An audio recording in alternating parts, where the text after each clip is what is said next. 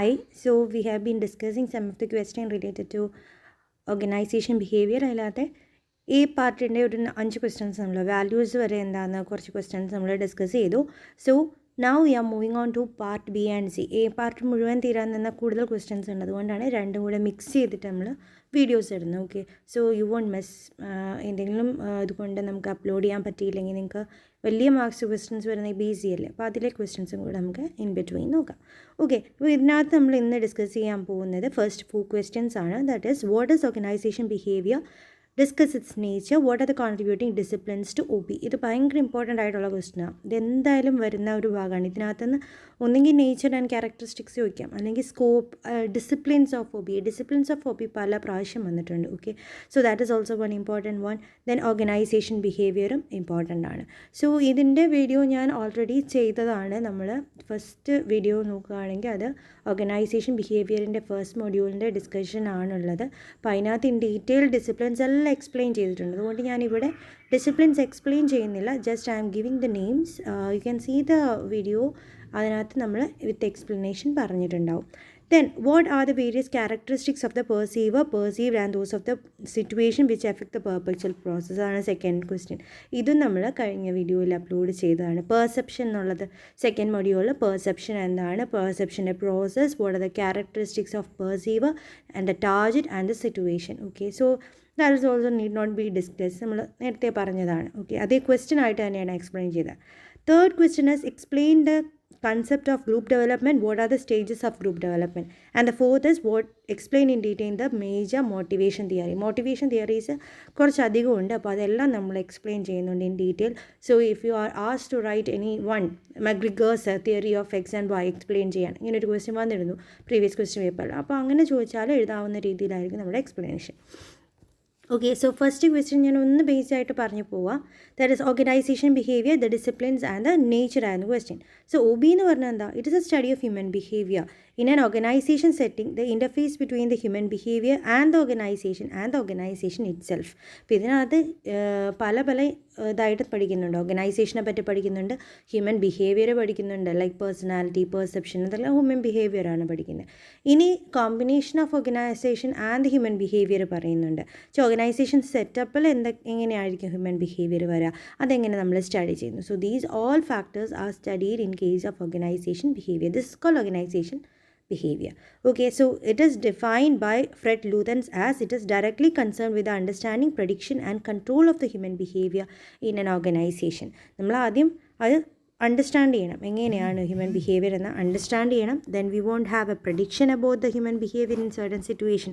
Stress കണ്ടീഷനിൽ എങ്ങനെയായിരിക്കും ഹ്യൂമൻ്റെ behaviour, work load വരുമ്പോൾ എങ്ങനെയായിരിക്കും, ഇതൊക്കെ അറിഞ്ഞാലും നമുക്ക് അവരെ വർക്ക് പ്ലേസ് അവർക്ക് സ്മൂത്ത് ആക്കി അവരുടെ പ്രൊഡക്ടിവിറ്റി കൂട്ടാൻ പറ്റുള്ളൂ. So we want to know about it അല്ലേ. അപ്പം ആ ഒരു പ്രഡിക്ഷൻ നടക്കുന്നുണ്ട്. എന്നിട്ട് കൺട്രോളും ആവശ്യമുണ്ട്. ബിക്കോസ് ഹ്യൂമൻ ബിഹേവിയർ റൂഡായി പോവുകയാണ്, അല്ലെങ്കിൽ ഓർഗനൈസേഷൻ്റെ ഒബ്ജക്റ്റീവ്സിനെതിരായി പോയാൽ we want to control it to the standards. നമുക്ക് വേണ്ട സ്റ്റാൻഡേർഡ്സിലേക്ക് നിർത്തണം. അപ്പോൾ അതിന് വേണ്ടി എന്തൊക്കെ ടെക്നിക്സ് എടുക്കണം, അതെല്ലാം നമ്മൾ OBയിലാണ് പഠിക്കുന്നത്. So this is the definition given by Fred Luthans. ഇനി ഇതിൻ്റെ മേജർ ഡിസിപ്ലിൻസ്, ഇത് നമ്മൾ ഓൾറെഡി ഡിസ്കസ്ഡ് ആണ്. So I am just noting out what are the disciplines in which OB works. That is psychology ആവശ്യമാണ്. സൈക്കോളജിയിലാണ് നമ്മൾ ID, ഈഗോ, സൂപ്പർ ഈഗോ എന്ന concept എല്ലാം പഠിച്ചതല്ലേ. അപ്പോൾ സൈക്കോളജി കൺസെപ്റ്റ് അറിഞ്ഞാലേ നമുക്ക് ലേണിംഗ് തിയറീസ് ആണെങ്കിലും മോട്ടിവേഷൻ തിയറീസ് ആണെങ്കിലും ഒക്കെ അണ്ടർസ്റ്റാൻഡ് ചെയ്യുള്ളൂ. So that is one of the psychology is one of the disciplines of OB. Second, sociology, human ബിഹേവിയറെ പറ്റി പഠിക്കുന്നു, സൊസൈറ്റിയെ പഠിക്കുന്നു. So sociology is the. Then anthropology means study of human behavior or study of man. So ഒരു മാൻ അല്ലെങ്കിൽ ഒരു human ബീയിങ്ങിനെ പറ്റി പഠിക്കുമ്പോഴേ നമുക്ക് അവരുടെ ബിഹേവിയർ എങ്ങനെയാണ്, അവരുടെ പെർസെപ്ഷൻ എന്താണ്, പേഴ്സണാലിറ്റി എന്താണ്, how the behave in certain situation, how we can control their behaviour, ഇതൊക്കെ പറ്റത്തുള്ളൂ. Then political science is also having influence in the organisation അല്ലേ. പൊളിറ്റിക്സിന് ഭയങ്കര ഇൻഫ്ലുവൻസ് ഉണ്ട്, പവർ ആൻഡ് പൊളിറ്റിക്സിന്. So political science will also be as discipline in organisation behaviour. Then economics is another concept. നമ്മൾ ബെനിഫിറ്റ്സിൻ്റെ കാര്യത്തിൽ financial and non financial benefits അല്ലെങ്കിൽ incentives കൊടുക്കണം. വർക്ക് വർക്കേഴ്സിന് അല്ലെങ്കിൽ അവിടുത്തെ എംപ്ലോയീസ് എന്ന് പറഞ്ഞു. So in which the financial incentives comes under economics. അപ്പോൾ അതുകൊണ്ട് എക്കണോമിക്സ് എന്ന പാർട്ട് വരുന്നുണ്ട്. Apart from that there are many more. Then science and technology. Science as well as technology is also required. അല്ലേ, HR മെയിൻ്റനൻസിന് വേണ്ടിയിട്ട് science വേണം. Like psychology, chemistry, physics അങ്ങനെയുള്ള basic science നമുക്ക് ആവശ്യമുണ്ട്. അതേപോലെ തന്നെ ടെക്നോളജിക്കൽ സപ്പോർട്ട് ആവശ്യമുണ്ട് for maintaining the HR modules. ഇപ്പോൾ HRP പ്ലാനിങ്ങിന് വേണ്ടിയിട്ട് പ്ലാനിങ് ആൻഡ് പ്രോസസ്സിംഗ് ഇല്ലേ, അപ്പോൾ അതിനകത്ത് മൊഡ്യൂൾസ് വരുന്നുണ്ട്. ലൈക്ക് ERP മൊഡ്യൂൾസ് വരുന്നുണ്ട്. അതേപോലെ ടെക്നോളജി ആവശ്യം വരുന്ന ഇപ്പോൾ അറ്റൻഡൻസ് എടുക്കുന്നതിലുമൊക്കെ ടെക്നോളജീസ് അല്ലേ, കമ്പ്യൂട്ടറൈസ്ഡ് ആണ് ഇപ്പോൾ HR സിസ്റ്റം ഫുൾ. അപ്പോൾ അതിനെല്ലാം ടെക്നോളജി ആൻഡ് സയൻസിൻ്റെ ആവശ്യം വരുന്നുണ്ട്.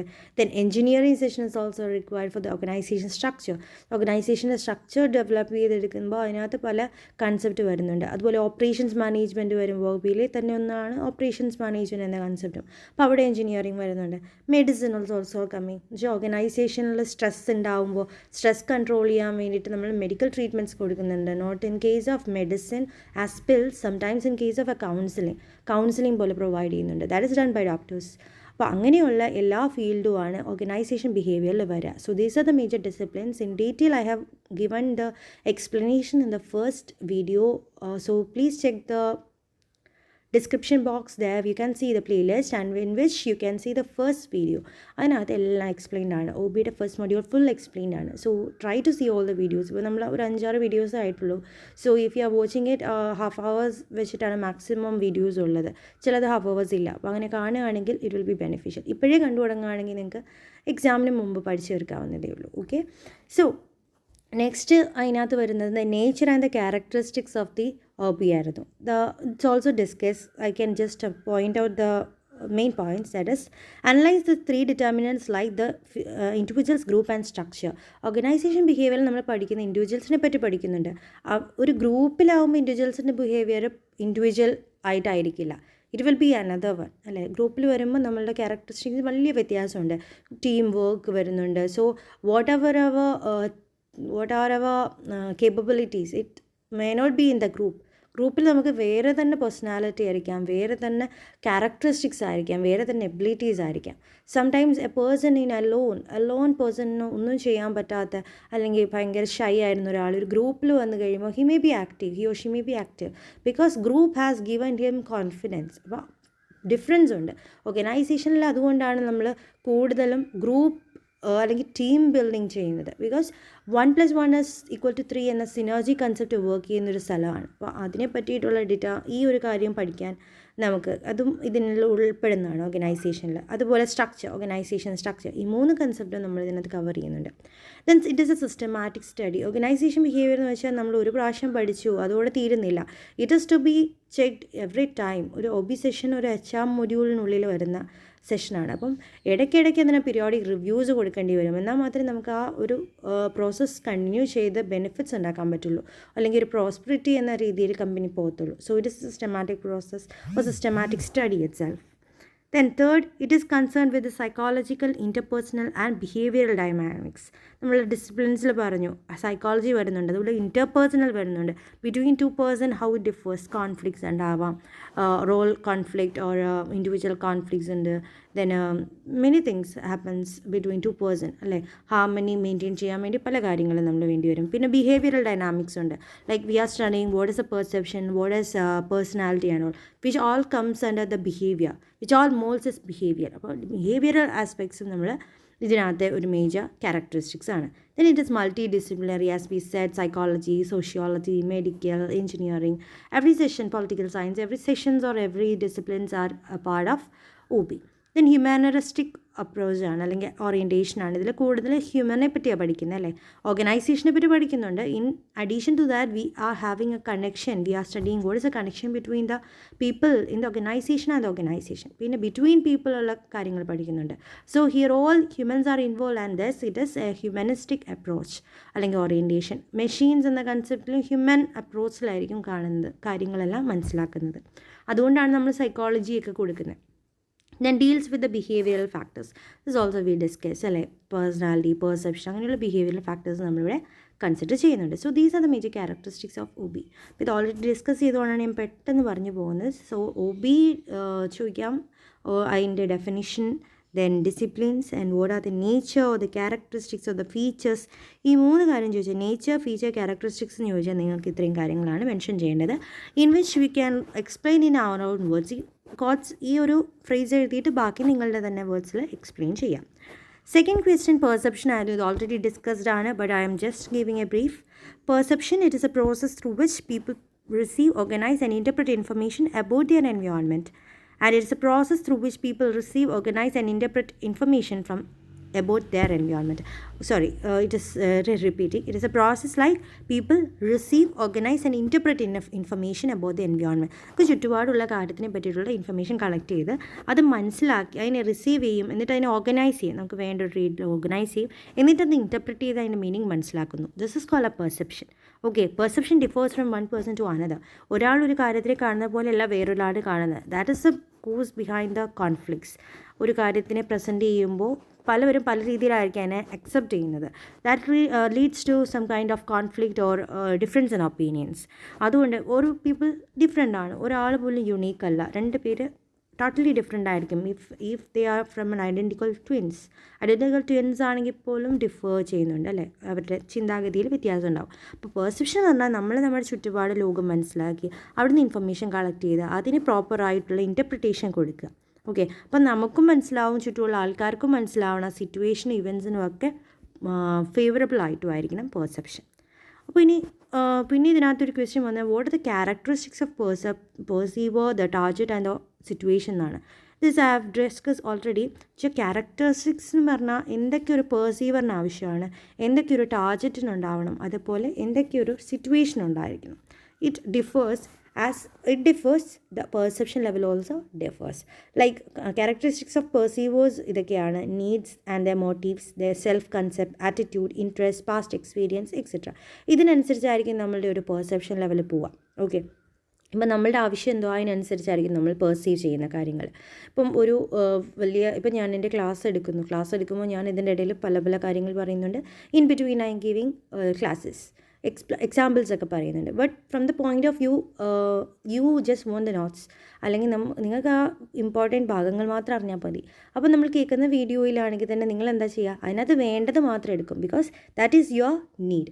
What is your need? It based on that you will perceive things from me, എൻ്റെ ലെക്ചറിൽ നിന്ന്. Okay, so that is the thing. ഇപ്പോൾ നീഡിനനുസരിച്ച് പെർസെപ്ഷൻ വ്യത്യാസം വരും.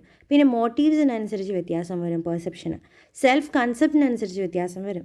Then attitude, what is the attitude of a person to the one who is giving the presentation. ഇപ്പം ഒരാൾ നിങ്ങൾക്ക് എന്തെങ്കിലും ഒരു അവയർനെസ് ക്ലാസ് തരുന്നു, and you are not okay with that person. ചിലപ്പോൾ ആ പേഴ്സണെ നിങ്ങൾക്ക് ഇഷ്ടമായിരിക്കില്ല. So you don't hear anything what he says because you don't have an interest in him. അപ്പോൾ അങ്ങനെ ഒരു കേസ് വരുമ്പോൾ എന്താ, നമ്മളുടെ ആറ്റിറ്റ്യൂഡാണ്. We have an attitude that nothing, we don't want to hear anything because I don't like him എന്നൊരു attitude വെച്ചിട്ടാണെങ്കിൽ we don't perceive anything. നമുക്കൊന്നും മനസ്സിലാവത്തില്ല പറയുന്നത്. Maybe it is informative one, but you won't understand. That is one thing. പിന്നെ interest, നമുക്ക് interest ഏരിയയിലുള്ള കാര്യങ്ങൾ മാത്രമല്ലേ നമ്മൾ പെർസീവ് ചെയ്യുള്ളൂ. നമ്മൾ സെലക്റ്റീവായിട്ട് പെർസീവ് ചെയ്യും. ഓക്കെ, ദെൻ പാസ്റ്റ് എക്സ്പീരിയൻസ്, നമുക്ക് പണ്ടുള്ളൊരു പെർസെപ്ഷൻ നമുക്ക് കിടപ്പുണ്ടാവും. പണ്ടേ ഇങ്ങനെയാണ്, സോ ഇപ്പോഴും അങ്ങനെ ആയിരിക്കും. But even if it changes we don't accept it. ഇപ്പോൾ ഒരു class, everything I M giving an example as a class because it is more easier for me. ഇപ്പോൾ ഒരു ക്ലാസ് നടക്കുക, നിങ്ങൾക്ക് ഒരു ടീച്ചറുടെ ക്ലാസ് എടുത്തുകൊണ്ടിരുന്നതായിരുന്നു പണ്ടേ. But at that time you don't like him or because class വരില്ലേ ഓക്കെ അല്ലായിരുന്നു, കേട്ടാൽ നമുക്കൊന്നും മനസ്സിലാകുന്നില്ലായിരുന്നു. So you are having a perception that she don't teach well. But by the time she okay ആയി കാണും, പഠിപ്പിച്ച് നല്ല രീതിയിൽ പഠിപ്പിക്കാറായി കാണും. പക്ഷേ പിന്നെയും നിങ്ങളുടെ മനസ്സിൽ ഈ ഒരു പഴയ കൺസെപ്റ്റ് കിടപ്പുണ്ടാവും, past experience that you can't understand anything by hearing it എന്നൊരു കൺസെപ്റ്റ് കിടന്നാൽ എത്ര നന്നായിട്ട് പഠിപ്പിച്ചാലും മനസ്സിലാവത്തില്ല. That is another thing. That is, we don't perceive things when as per our past experience. അപ്പോൾ ഇതൊക്കെയാണ് പെർസീവറിൻ്റെ സൈഡിൽ നിന്ന് വരുന്ന കുറച്ച് ക്യാരക്ടറിസ്റ്റിക്സ്. ഇനി ടാർജറ്റിൻ്റെ സൈഡിൽ നിന്നുണ്ട്. Target means the one who is giving or who is trying to convey something to you. അങ്ങനെയുള്ള ആളുടെ ഫിസിക്കൽ അപ്പിയറൻസ് എഫക്റ്റ് ചെയ്യുന്നുണ്ട്. അവരുടെ ഇൻറ്റൻഷൻസ് പെർസെപ്ഷന് കാരണമാവുന്നുണ്ട്. Then their verbal and non verbal communication skills, അവർ എത്രത്തോളം ഓപ്പൺ ആണ് അല്ലെങ്കിൽ എത്രത്തോളം നല്ലപോലെ പ്രസൻറ്റ് ചെയ്യുന്നുണ്ട്. വെർബലും വേണം, നോൺ വെർബലും വേണം, കൈ ഗസ്റ്റേഴ്സ് ഒക്കെ വേണ്ടി വരും. പിന്നെ അവരുടെ sound, the size of the content, the background, the proximity means how near they are. അപ്പോൾ ദൂരെ നിൽക്കുന്ന രണ്ട് പേര് ഒരു കാര്യത്തിനെ പറ്റി പറയുന്നതും അടുത്തെന്ന് പറയുന്നതും തമ്മിൽ ഡിഫറൻസ് ഉണ്ട്. Because if we are close to each other and we are communicating something it will be understood better അല്ലേ, പെട്ടെന്ന് മനസ്സിലാവും, അതിന് നമ്മൾക്കും ഒരു ഇൻട്രസ്റ്റ് ഉണ്ടാവും. But if you are in a video call, ഇപ്പോൾ നിങ്ങളുടെ ക്ലാസ്സുകൾ തന്നെ ലൈവ് ക്ലാസ്സസ് ആണെങ്കിൽ അല്ലെങ്കിൽ നല്ല ഇൻട്രാക്റ്റീവ് ക്ലാസ്സസ് കോളേജിലാണെങ്കിൽ it is more beneficial because you are having a live session. നിങ്ങൾക്ക് ചോദിക്കാം, ഉത്തരം പറയാം, there is a interaction. But in case of the online classes what's a problem? രണ്ട് പേര് രണ്ടിടത്താണ്, നിങ്ങൾക്ക് എത്രത്തോളം മനസ്സിലാവുന്നുണ്ടെന്ന് ഇപ്പോഴത്തെ ടീച്ചറിന് മനസ്സിലാവണമെന്നില്ല അല്ലേ. അപ്പോൾ പ്രോക്സിമിറ്റി എഫക്റ്റ് ചെയ്യുന്നുണ്ട് ദിസ് പെർസെപ്ഷനിൽ. So that is the characteristics of the target. പിന്നെ ക്യാരക്ടറിസ്റ്റിക്സ് ഓഫ് ദ സിറ്റുവേഷൻ ഉണ്ട്. നമ്മളുടെ ആ സിറ്റുവേഷൻ നമുക്ക് ഫേവറബിൾ ആണോ അല്ലയോ എന്ന ബേസ് ചെയ്തിട്ട് നമ്മൾ പെർസീവ് ചെയ്യും. ഇപ്പം നമ്മളുടെ സിറ്റുവേഷൻ ഭയങ്കര മോശമാണ്, നമ്മളിരിക്കുന്ന സിറ്റുവേഷൻ ഭയങ്കര മോശമാണ്, നമ്മൾ ഹാപ്പി അല്ല, നമ്മുടെ മൂഡ് ഓക്കെ അല്ല, ഇങ്ങനെ ഇരിക്കുക, because that situation is bad. ആ ഒരു സിറ്റുവേഷനിൽ നല്ലൊരു കാര്യം പ്രസൻറ്റ് ചെയ്താലും you won't take it up to that point. അത് എത്ര കൺവേ ചെയ്യാൻ ശ്രമിച്ചാലും you will be in that situation. നമ്മൾ ആ ഒരു സിറ്റുവേഷനിൽ തന്നെ പെട്ടിരിക്കും. അതാണ് ടൈം ആൻഡ് പ്ലേസിൻ്റെ എഫക്റ്റ്. അതുപോലെ സമയവും നമുക്കൊരു കാര്യമായിരിക്കും പെർസെപ്ഷന്. ഇപ്പം നൈറ്റ് ആക്റ്റീവായിട്ടുള്ള കുട്ടികളുണ്ട്, ഡേ ആക്റ്റീവായിട്ടുള്ള കുട്ടികളുണ്ട്. നൈറ്റ് ആക്റ്റീവായിട്ടുള്ള കുട്ടികൾ ഡേ ടൈം ഇരുന്നിട്ടൊരു വീഡിയോ ക്ലാസ് കാണുകയാണെങ്കിൽ sometimes he or she may not understand anything. But if the same thing is repeated in the night time, the nocturnals or the night viewers will be happy, or they will understand better. അപ്പോൾ ആ ടൈമും പ്ലേസും നമ്മളുടെ പെർസെപ്ഷനെ effect ചെയ്യുന്നുണ്ട്. Then social and work setting, നമ്മുടെ work setting എങ്ങനെയാണ്, work place എങ്ങനെയാണ്, ഇതെല്ലാം പെർസെപ്ഷന് കാരണമാവുന്നുണ്ട്. Okay, so these are the major characteristics of perception. This is also discussed. ഇനി ഇതിനും ഡീറ്റെയിൽ ആയിട്ട് നിങ്ങൾക്ക് വേണമെങ്കിൽ നമ്മുടെ ആ പഴയ വീഡിയോ കൂടെ ഒന്ന് കണ്ടു നോക്കാം. Then we can move on to the third question, that is, what is group development and what are the stages of group development? This is very important one. Group development എപ്പോഴും question കാണാറുണ്ട്, അതുകൊണ്ട് നിങ്ങൾ പഠിക്കുക. Group development എന്ന് പറഞ്ഞാൽ ഇപ്പം നമ്മൾ പറഞ്ഞു, ഒരു ഇൻഡിവിജ്വൽ ഒരു ഓർഗനൈസേഷൻ വർക്ക് ചെയ്യുന്നതിനേക്കാളും വല്ലാത്തൊരു ഇൻഫ്ലുവൻസ് ആണ് ഒരു ഗ്രൂപ്പ് വർക്കിന്. ഓക്കെ, അതുകൊണ്ടാണ് എല്ലാ വലിയ ടാസ്കുകളും നമ്മളെ ഗ്രൂപ്പായി തിരിച്ചിട്ട് നമുക്ക് തരുന്നത്.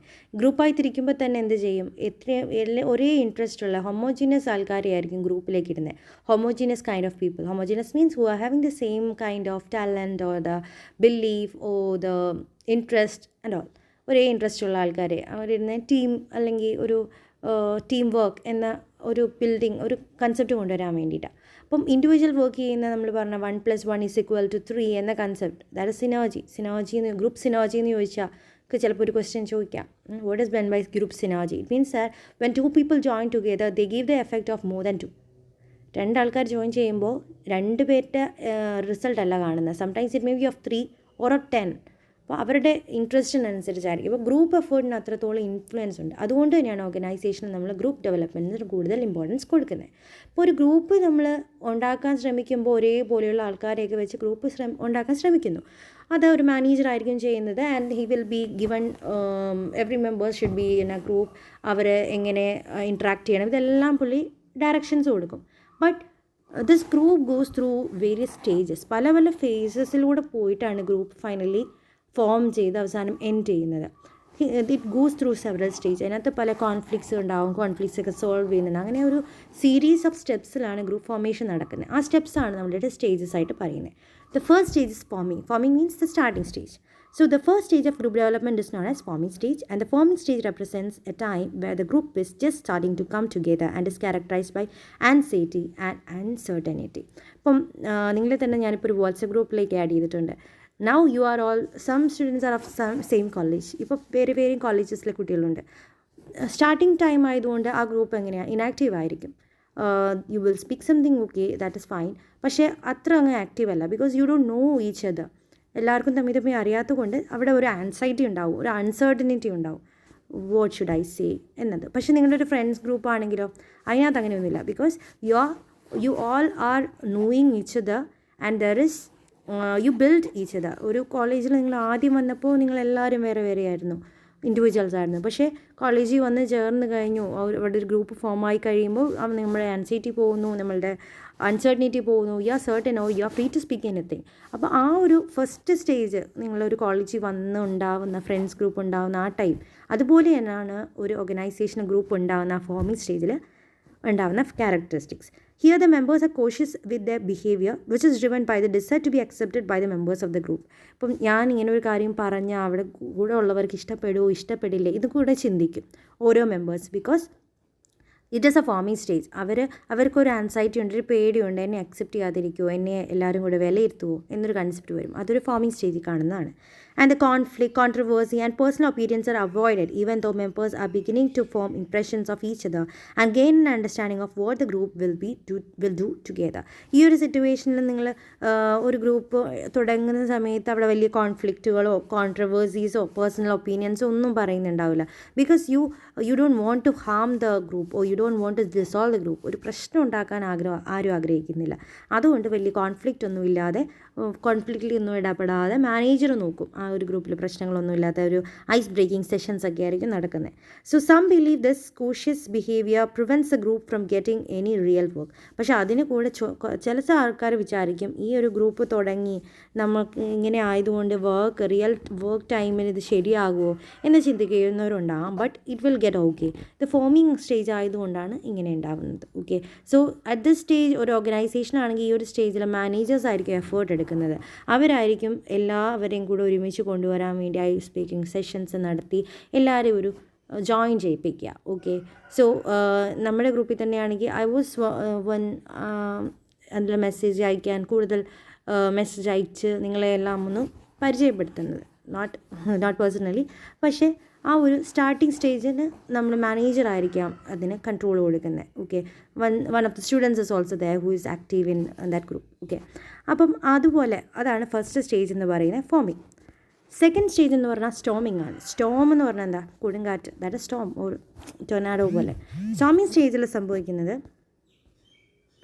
The second stage of group development is known as storming stage. And the storming stage is where conflict and competition are its greatest. ഈ ഒരു സ്റ്റേജിൽ കോൺഫ്ലിക്റ്റും കോമ്പറ്റീഷനും വളരെ കൂടുതലായിരിക്കും സ്റ്റോമിംഗ് സ്റ്റേജിൽ. Because there will be difference in opinion between the members of the group. പലവരും homogeneous ആണെങ്കിലും പലവർക്കും പല അഭിപ്രായങ്ങളും ഉണ്ടാകും അല്ലേ. ചില കാര്യങ്ങൾക്കായിരിക്കും ഒരു ഹോമോജീനിയസ്, ബട്ട് ചിലപ്പോൾ സ്കിൽസ് സെയിം ആയിരിക്കാം, ബട്ട് ഒപ്പീനിയൻസ് ഡിഫറെൻ്റ് ആയിരിക്കാം. There will be difference. അതുകൊണ്ട് തന്നെ ആ ഒരു സ്റ്റേജിൽ ചെറിയ കോൺഫ്ലിക്റ്റുകൾ കാണും.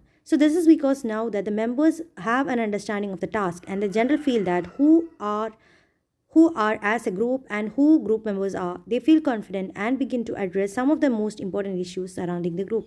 അപ്പോൾ ഈ ഒരു സ്റ്റേജിൽ എല്ലാവരും എന്തൊക്കെയാണെന്നും ആരൊക്കെയാണെന്നും അതേപോലെ നമുക്ക് തന്നിരിക്കുന്ന ടാസ്ക് എന്താണെന്നും ഇതിനെ പറ്റിയിട്ടൊക്കെ ഐഡിയ കിട്ടുമല്ലോ.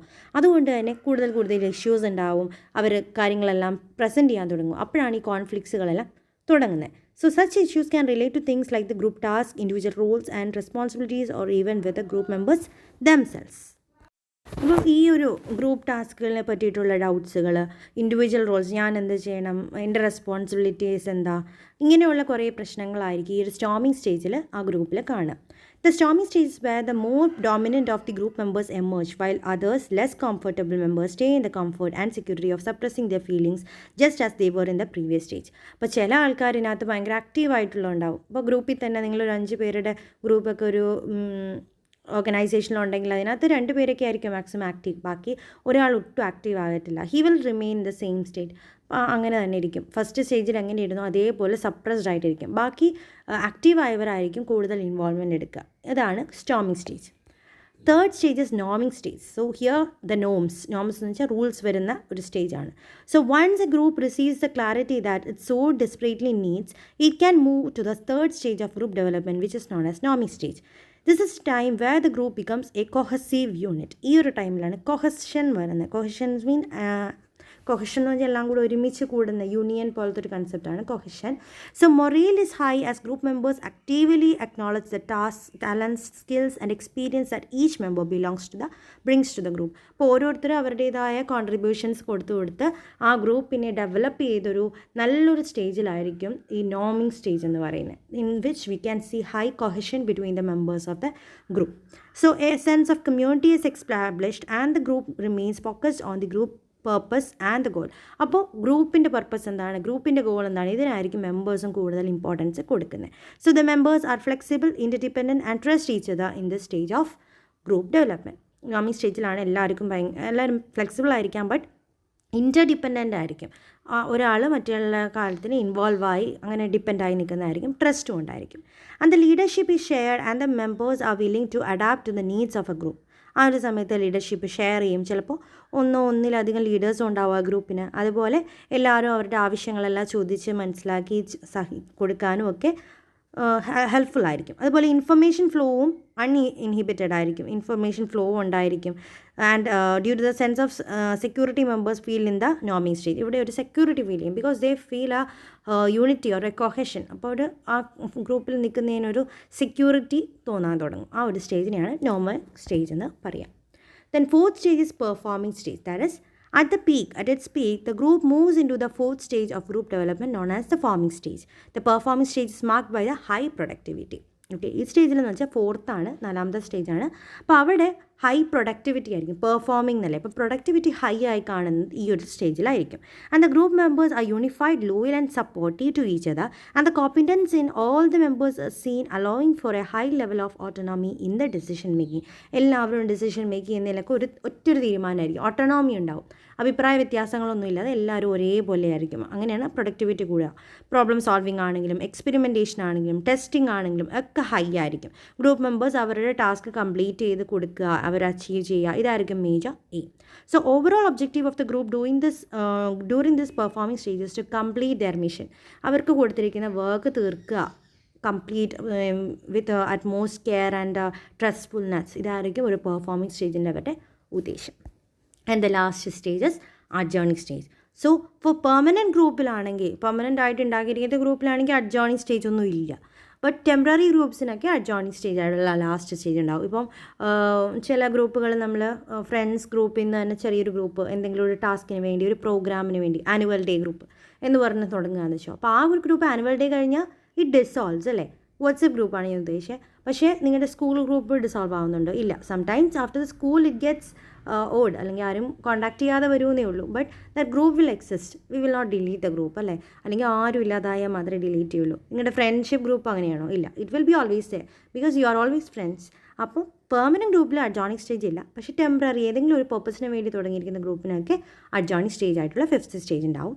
And how ever four temporary groups, the teams, task force and similar groups that have a limited task to perform, there is a adjourning stage. Even the most successful groups, committee and the project teams disband sooner or later അല്ലേ. ഇപ്പോൾ ഒരു project team ഏതെങ്കിലും, ഇപ്പോൾ മെട്രോയുടെ പ്രൊജക്റ്റിൻ്റെ team, അപ്പം കൊച്ചി മെട്രോയുടെ project team ആണെങ്കിൽ Kochi metro ഉണ്ടായി കഴിഞ്ഞു, അതിൻ്റെ പ്രോസസ്സ് കഴിഞ്ഞാൽ പ്രൊഡക്ഷൻ ഇതാണെങ്കിൽ ടീമാണെങ്കിൽ ഇറ്റ് വിൽ ഡിസോൾവ് അല്ലേ. അപ്പോൾ എത്ര സക്സസ്ഫുൾ ആയിട്ടുള്ള ഗ്രൂപ്പാണെങ്കിലും കമ്മിറ്റി ആണെങ്കിലും പ്രൊജക്റ്റ് ടീംസ് ആണെങ്കിലും ഡിസോൾവ് ചെയ്തിരിക്കും. This breakup is known as adjournment. അപ്പോൾ അതൊരു മോശം എന്നതല്ല, പക്ഷേ ആ ടാസ്ക് കംപ്ലീറ്റ് ചെയ്ത് കഴിഞ്ഞാൽ ഇറ്റ് ഷുഡ് എൻഡ് അല്ലേ.